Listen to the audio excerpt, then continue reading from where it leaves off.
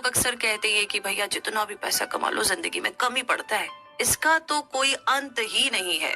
और अगर आप भी ऐसा विश्वास करते हैं तो आज टाइम आ गया है इस विश्वास को चेंज करने का, अगर आप चाहते हैं तो। ये जानते हैं summary of the Wealthy Barber, जिसे लिखा है डेविड चिल्टन ने। और इस समरी में आप जानेंगे कि फाइनेंशियल प्लानिंग के बारे में ना जानने के और इसे अपनी लाइफ में ना अपनाने के कितने नुकसान हो सकते हैं।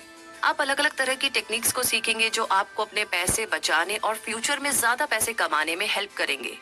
क्या आप अपनी फेवरेट कार या अपनी फेवरेट जगह पर घूमने जाने के लिए तैयार है? तो ये समरी आपको सिखाएगी कि आप कैसे आसानी से अपना बजट बढ़ा सकते हो, भले ही आपको फाइनेंस या फिर इकोनॉमी की कोई भी जानकारी ना हो। चलिए आगे बढ़ते हैं इस जर्नी में और सबसे पहले बात करते हैं द फाइनेंशियल इलिटरेट, यानी रिटायर होते टाइम हम सभी एक जैसी चीजें ही चाहते हैं। हमें एक घर चाहिए, एक कार चाहिए, अपने बच्चों के लिए अच्छी पढ़ाई और जिंदगी भर एक अच्छा स्टैंडर्ड ऑफ लिविंग। तो हम सभी गरीबी से बचना चाहते हैं और एक कंफर्टेबल जिंदगी जीना चाहते हैं। और जब लोग इन गोल्स को पाने की सोचते हैं तो उन्हें लगता है कि इसके लिए उन्हें काफी अच्छी सैलरी, मोटी सैलरी और बहुत ज्यादा सेविंग्स चाहिए होगी, राइट? पर ऐसा बिल्कुल नहीं है। आप ये गोल्स एक अच्छा फाइनेंशियल प्लानर बनकर के भी कर सकते हो। मुश्किल ये है कि इसे ज्यादातर स्कूल्स या घरों में नहीं सिखाया जाता, इसीलिए लोगों को कहीं और से सीखना ही पड़ता है। अगर आप सही फाइनेंशियल प्लानिंग नहीं करते हो तो आप अपने पैसे गवा देंगे, चाहे आपकी सैलरी कितनी ही ज्यादा क्यों ना हो। लेकिन फाइनेंशियल प्लानिंग करने से आप वो सब पा सकते हो जो आप चाहते हो। तो यहाँ पर ऑथर डेविड चिल्टन को अपने बच्चे के पैदा होने से 4 महीने पहले एहसास हुआ कि उन्हें फाइनेंशियल प्लानिंग के बारे में कुछ नहीं पता। डेविड अच्छे मार्क्स से कॉलेज से ग्रेजुएट हुए थे और पेशे से एक प्रोफेसर है। वो और उनकी पत्नी सुजैन अच्छी और आरामदायक जिंदगी जी रहे थे। एक दिन डेविड एक मैगजीन में फाइनेंशियल प्लानिंग के बारे में पढ़ रहे थे और वो परेशान हो गए। उन्होंने कुछ सवाल पढ़े, जैसे कि घर की ईएमआई प्लान करना, रिटायर होने के बाद के सेविंग्स प्लान, इंश्योरेंस प्लान और भी काफी कुछ। डेविड चिंतित थे क्योंकि उन्हें इन सब का जवाब नहीं पता था। उन्हें कई कॉन्सेप्ट भी समझ नहीं आए। डेविड ने उन सभी चीजों के बारे में सोचना शुरू किया जो वो हासिल करना चाहते थे। उन्हें एक आराम की जिंदगी चाहिए थी, गाड़ी, घर, अपने बच्चों के लिए अच्छी पढ़ाई और एक अच्छी लाइफस्टाइल। उनकी सैलरी अच्छी थी लेकिन उनके आगे की सारी जरूरतें पूरी करने के लिए काफी नहीं थी। अपनी फैमिली के लिए डेविड ने सोचा कि उन्हें अपने गोल्स के हिसाब से अपने फाइनेंस को प्लान करने की जरूरत है। आपको क्या लगता है कि आपने अपने फाइनेंस को प्लान किया है या फिर आपने भी डेविड की तरह उन्हें नजरअंदाज कर दिया है? भले ही आपके गोल्स अलग हो लेकिन फिर भी आपको उन्हें हासिल करने के लिए फाइनेंशियल प्लानिंग की जरूरत है। तो आइए अब इसे और अच्छे से समझने के लिए ये चैप्टर आपकी हेल्प करेगा। अ सरप्राइजिंग रेफरल, मतलब ये कि आप एक अच्छी फाइनेंशियल प्लानिंग करके अपनी जिंदगी बदल सकते हैं। ज्यादा पैसे पाने के लिए आपको एक अच्छी सैलरी वाली जॉब करने की जरूरत नहीं है। एक कंफर्टेबल जिंदगी जीने के लिए आपको फाइनेंशियल प्लानिंग के स्टेप्स को फॉलो करना होगा, जैसे कि इन्वेस्ट करना, सेव करना, सही इंश्योरेंस और रिटायरमेंट प्लान होगा। तो डेविड एक ऐसे इंसान को ढूंढने में लगे जो कि उन्हें ये सारे स्टेप्स समझा सके। उन्हें ये सारे स्टेप्स सीखने थे ताकि वो अपने लिए और अपनी फैमिली के लिए सही चॉइस कर सके। किसी ने डेविड को बताया कि उन्हें रॉय मिलर से मिलना चाहिए क्योंकि वही है जिन्हें इन सब के बारे में पता है। रॉय मिलर कौन है? वो खुद एक वेल्दी बाबर है। रॉय लॉ की पढ़ाई कर रहे थे जब उन्हें पता चला कि उनके पिता दिल का दौरा पड़ जाने की वजह से गुजर गए थे। उन्हें अपनी फैमिली को सपोर्ट करने के लिए अपनी लॉ की पढ़ाई छोड़कर अपने घर वापस लौटना पड़ा। उस समय रॉय ने अपनी बहन की पढ़ाई पूरी करवाने का फैसला किया और उनकी माँ ने एक मेड के तौर पर काम करना शुरू किया। उन्होंने अपने पिता की बार्बर की दुकान को संभाला और अपना सारा एक्सपीरियंस उसमें लगा दिया। रॉय को अपनी बार्बर वाली जॉब बहुत पसंद थी। उन्हें लोगों से मिलना जुलना और बातें करना पसंद था। अपनी जॉब की शुरुआत में उन्होंने हेयर ट्रक बनाया जो कि एक बिल्कुल अलग अप्रोच थी। ज्यादातर ट्यूसडे को वो सबसे कम पैसे कमा पाते थे क्योंकि रिफाइनरी के वर्कर उस दिन अपनी जॉब छोड़कर बाल कटाने नहीं आते थे। इसीलिए रॉय ने अपने ट्रक के पीछे एक छोटा सा सैलून बना लिया और उन्हें वर्कर्स के पास ले जाने लगे। वो इतने सक्सेसफुल हुए कि उन्हें बाकी दिनों में रिफाइनरी पर जाने के लिए 2 लोगों को काम पर रखना पड़ा। अपने बार्बर के काम से इतना सफल होने के बाद भी रॉय सेटिस्फाइड नहीं थे। हालांकि वो अपनी माँ और बहन की पूरी तरह से देखभाल कर रहे थे, लेकिन उनके पास कोई भी सेविंग नहीं थी और वो समझ गई कि अब उनके मनी मैनेजमेंट को सीखने का वक्त है, क्योंकि रॉय को ज्यादा से ज्यादा पैसे कमाने का तरीका किसी भी बुक या मैगजीन में नहीं मिला। इसीलिए उन्होंने अपने शहर के सबसे अमीर आदमी मॉरिस वाइट से मिलने का सोचा। मिस्टर वाइट से बात करने के बाद रॉय ने वो सब कुछ सीख लिया जो फाइनेंशियल प्लानिंग करने के लिए जरूरी था। मिस्टर वाइट ने उन्हें फाइनेंशियली सक्सेसफुल होने का सबसे बेस्ट तरीका बताया। साथ ही में इन्वेस्टमेंट, इंश्योरेंस और रिटायरमेंट के बारे में भी बताया। मिस्टर वाइट की वजह से अब रॉय एक गरीब इंसान से अमीर इंसान बनने लगे थे, जिनके पास एक लेक हाउस था, अपने बिजनेस के लिए बिल्डिंग थी, कई इन्वेस्टमेंट और एक अच्छा सिक्योर्ड रिटायरमेंट प्लान भी था। तो रॉय को अब एक वेल्दी बार्बर के नाम से पहचाना जाने लगा, जो दूसरे लोगों की फाइनेंशियली सफल होने में मदद करते हैं। तो इस कहानी को जानने के बाद में अब अगला चैप्टर कहता है द 10% सोल्यूशन। और ये क्या है, आइए जानते हैं। जब लोग अपना फाइनेंशियल गोल हासिल करना चाहते हैं तो वो ज्यादातर सेविंग और बजट बनाने पर ध्यान देते हैं। वो या तो अपने कुछ पैसे फ्यूचर के लिए बचाते हैं या फिर अपने खर्चे कम कर लेते हैं। हालांकि इन तरीकों से फ्यूचर के लिए ज्यादा सेविंग नहीं हो पाती है। सबसे सही तरीका अपनी सैलरी का 10% अलग रखना है और उन्हें अलग अलग पोर्टफोलियो में इन्वेस्ट करना है। हालांकि अभी आपके लिए 10% निकालना थोड़ा मुश्किल हो सकता है, लेकिन आप कई अलग तरीके यूज कर सकते हो, जैसे कि हर महीने ऑटोमेटिकली अपनी सैलरी से 10% अलग रख देना। 10% वाला तरीका सबसे अच्छा है क्योंकि ये कंपाउंड इंटरेस्ट का फायदा उठाता है। कंपाउंड इंटरेस्ट प्रिंसिपल रकम और उसके इंटरेस्ट दोनों पर कमाया गया इंटरेस्ट होता है। इसका मतलब है कि आने वाले टाइम में आपका पैसा बढ़ता ही जाएगा और आगे जाकर फ्यूचर में आपके पास अच्छी खासी सेविंग होगी। अपनी सैलरी का 10% इन्वेस्ट करने का सबसे अच्छा तरीका म्यूचुअल फंड्स में इन्वेस्ट करना है। जब लोग म्यूचुअल फंड्स में इन्वेस्ट करते हैं तो उन्हें प्रोफेशनल सलाह और मैनेजमेंट टिप्स भी मिलती है। म्यूचुअल फंड्स में कई सालों तक इन्वेस्ट करने से आप ज्यादा सेविंग कर सकते हैं।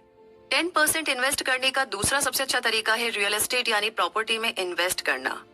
लोन लेकर ऐसा किया जा सकता है जिसे छोटी छोटी कम अमाउंट की इंस्टॉलमेंट में चुकाया जा सकता है।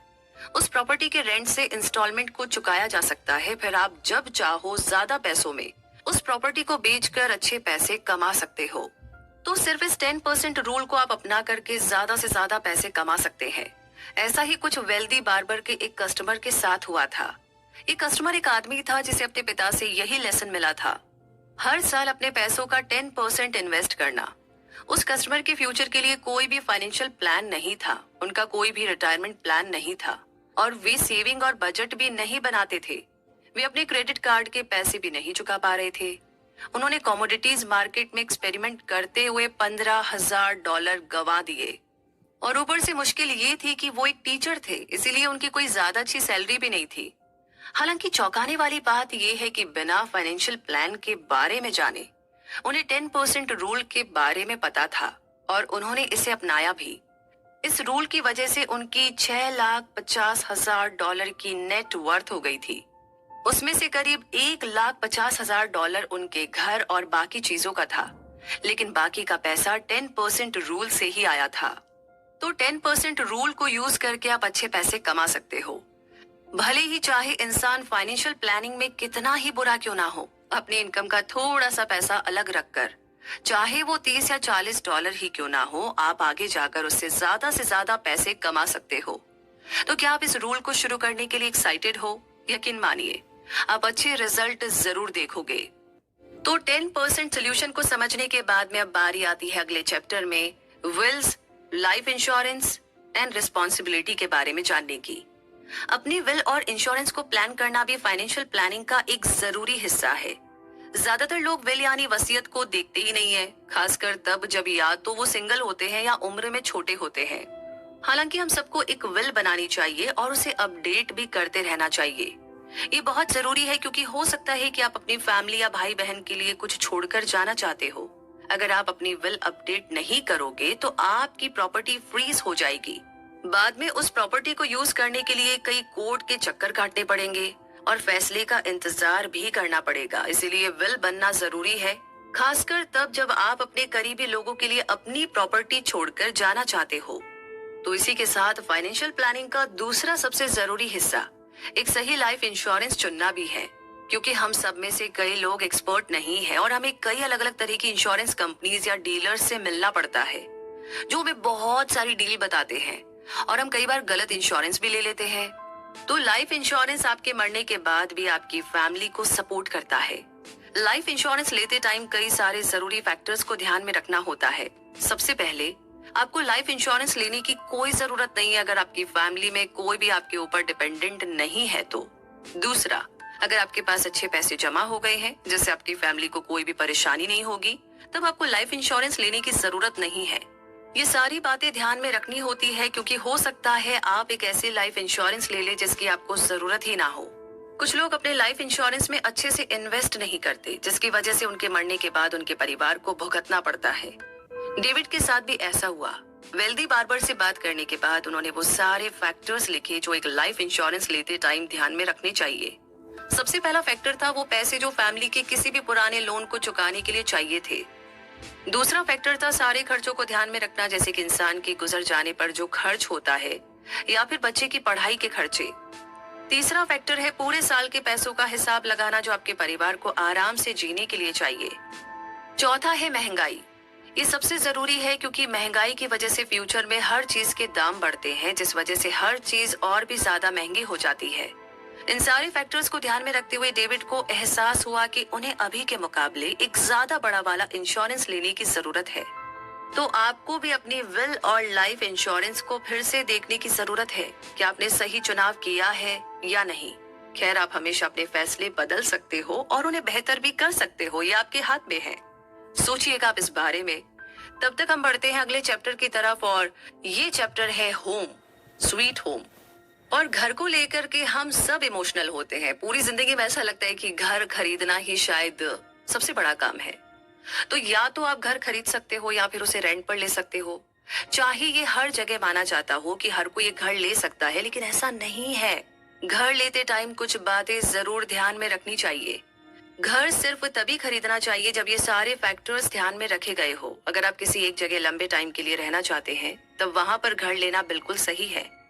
इसके साथ ही अगर आपकी परमानेंट जॉब है जिससे आप घर के लिए लोन ले सकते हो, तब भी आप घर ले सकते हो। आखिर में अगर आपका परिवार बड़ा है तो आपको घर खरीदना चाहिए। हालांकि बाकी केसेस में आपको घर रेंट पर लेना चाहिए। मान लीजिए अगर आपको अलग अलग जगह पर रहना पसंद है तो आपको घर खरीदना बिल्कुल नहीं चाहिए और एक छोटी जगह लेना ही बेहतर होगा ताकि आप दूसरे काम के लिए अपने पैसे बचा सके, जैसे कि गार्डन की देखभाल और बाकी मेंटेनेंस के खर्चों के लिए। आप अपने बचे हुए पैसे की जगह इन्वेस्ट कर सकते हैं, जैसे कि म्यूचुअल फंड्स में। कुछ लोगों के लिए सही तरीके से घर खरीदना एक बड़ी इन्वेस्टमेंट होती है, जैसे कि डेविड के पेरेंट्स ने अपना घर $15,000 में खरीदा था। आज उसकी कीमत करीब $2,50,000 है, जिसका मतलब है कि डेविड के पेरेंट्स को हर साल 10% का कंपाउंड इंटरेस्ट मिला। इसके और भी कई सारे फायदे हैं, इसीलिए डेविड के पेरेंट्स ने सिर्फ $3,750 यानी कि $3,750 की डाउन पेमेंट देकर घर ले लिया और फिर बस $11,250 देने ही बाकी थे, यानी कि $11,250। तो घर की इंस्टॉलमेंट उतनी ही थी जितनी उन्हें रेंट के लिए देनी पड़ती थी। इसका मतलब है कि डेविड के पेरेंट्स ने $3,750 इन्वेस्ट किए और उसे $2,50,000 की प्रॉपर्टी में बदल लिया।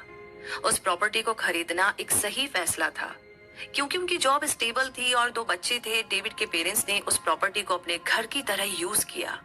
उन्होंने ऐसी जगह ढूंढी जहां वो लंबे टाइम के लिए रहना चाहते थे और उसी जगह एक घर भी ढूंढा।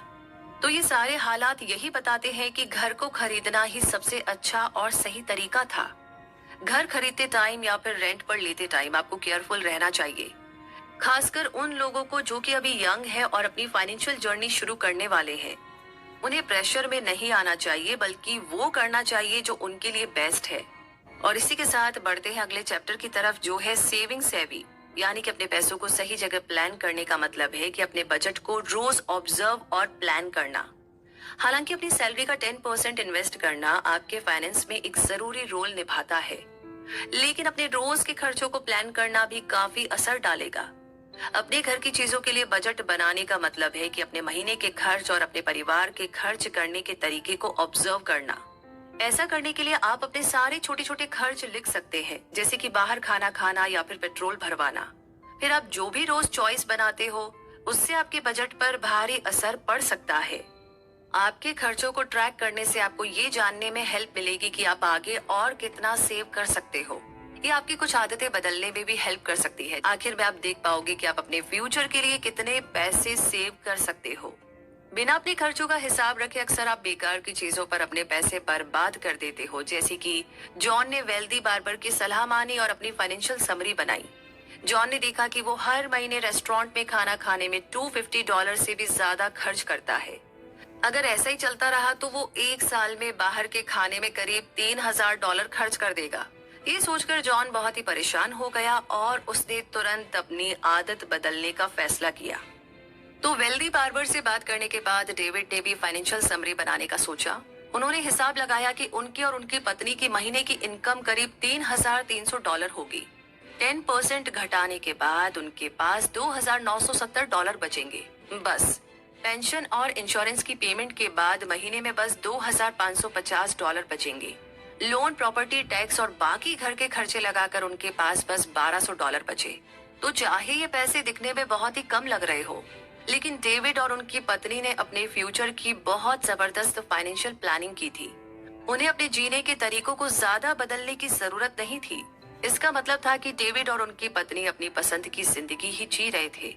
एक बेहतर फ्यूचर के लिए उन्हें किसी से भी उधार लेने की जरूरत नहीं थी। अपनी फाइनेंशियल समरी को ध्यान से देखने के बाद डेविड और उनकी पत्नी ने सोचा कि वो फ्यूचर में एक कार खरीद सकते हैं। अपने 1200 के बजट में से हर महीने पैसे बचाकर वो 3 साल में एक कार खरीद पाएंगे। वे दोनों बहुत खुश थे क्योंकि ये उनके पैसे थे और उन्होंने किसी से भी उधार नहीं मांगे थे। वैसे कई लोगों को हर हफ्ते, हर महीने या साल भर की फाइनेंशियल समरी बनाना बहुत ही बेकार काम लगता है। हालांकि जॉन ने बाहर खाना ना खा करके $3000 बचाए। इसके साथ साथ ऐसा करने से डेविड 3 साल में एक कार भी खरीद लाएंगे। इसी तरह छोटे छोटे काम करके भी आप शानदार रिजल्ट पा सकते हैं, है ना? और इसी के साथ हम पहुंच गए हैं इस समरी के कंक्लूजन तक। इस समरी में आपने सीखा कि हर एक को फाइनेंशियल नॉलेज होना कितना ज्यादा जरूरी है, क्योंकि ये हमें स्कूल या घर पर नहीं सिखाई जाती। अच्छी फाइनेंशियल नॉलेज से आप अपने रहन सहन का तरीका मन चाहा बना सकते हो। इस समरी ने आपको वेल्दी बार्बर की कहानी बताई, जिन्होंने अपनी पढ़ाई बीच में ही छोड़ दी थी, लेकिन एक अच्छी फाइनेंशियल प्लानिंग की वजह से वो फाइनेंशियली सक्सेसफुल हुए और इस बार्बर के पास अब सब कुछ है जो भी वो चाहता था। आपने 10% रूल को भी समझा, जो आपको पहले खुद के लिए पैसे बचाना सिखाता है। इसमें आप किसी भी खर्चे से पहले अपनी सैलरी का 10% अलग रख देते हैं। ये 10% इन्वेस्टमेंट कंपाउंड इंटरेस्ट के कारण बढ़ती जाएगी। और साथ ही आपने सीखा कि विल बनाना जरूरी है, चाहे आपके ऊपर कोई भी डिपेंडेंट हो या नहीं। इसके साथ ही आप उन फैक्टर्स के बारे में भी जाना जिन्हें लाइफ इंश्योरेंस लेने से पहले ध्यान रखना चाहिए। इस समरी ने आपको सिखाया कि आपको किसी भी दबाव में आकर घर नहीं खरीदना चाहिए अगर वो आपके लिए एक सही इन्वेस्टमेंट ना हो तो। ज्यादातर केसेस में रेंट पर घर लेना ज्यादा फायदेमंद होता है। अगर शुरू में आपके पास सेव करने के लिए सिर्फ $20 या $30 होंगे तो इससे आप आसानी से निराश हो सकते हो, क्योंकि अपने सपनों की तरफ बढ़ने के लिए ये एक बहुत ही छोटा कदम लगता है। लेकिन वेल्दी बार्बर की कहानी आपको सिखाती है कि आप सिर्फ $30 से भी एक एम्पायर खड़ा कर सकते हो। हर महीने $20 या $30 अलग रख कर आप अपनी सक्सेस की ओर एक कदम और बढ़ा दोगे। तो कड़ी मेहनत और अपनी किस्मत को अपने हाथों में लेकर आप हर वो चीज पा सकते हो जो आप पाना चाहते हो। और इसी के साथ ये समरी यहीं पर कंप्लीट होती है।